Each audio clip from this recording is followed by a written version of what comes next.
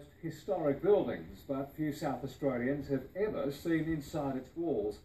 Tonight we take you through the gates of the old Glenside Asylum, once home to the state's most notorious criminals.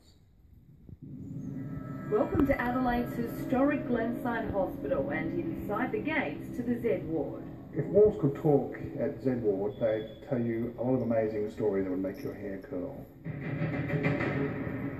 Between 1885 and 1973, these dimly lit corridors and tiny cells housed the state's criminally insane.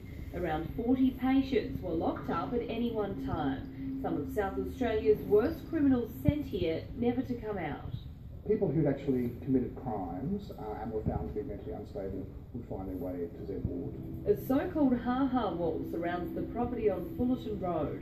Complete with a ditch on the inside, it's the only such heritage structure remaining in Australia. It is designed to contain people, that's for sure. And what it did was prevent anyone from escaping or being able to climb over the wall.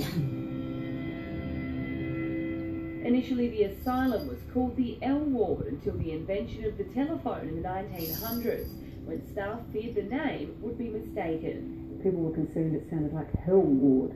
So, of course, with that awful connotation of who was here, and listening to L ward, it was then renamed Z ward.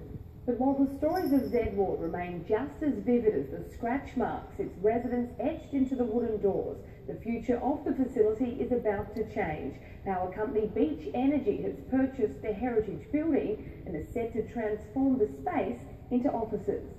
On Sunday, Glenside Asylum will be opened up to the public for the first and possibly last time before the refurbishment begins.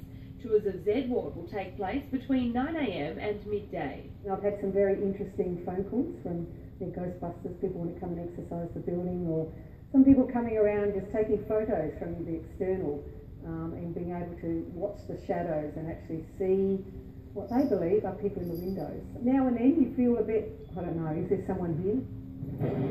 Justine Northey, 9 News.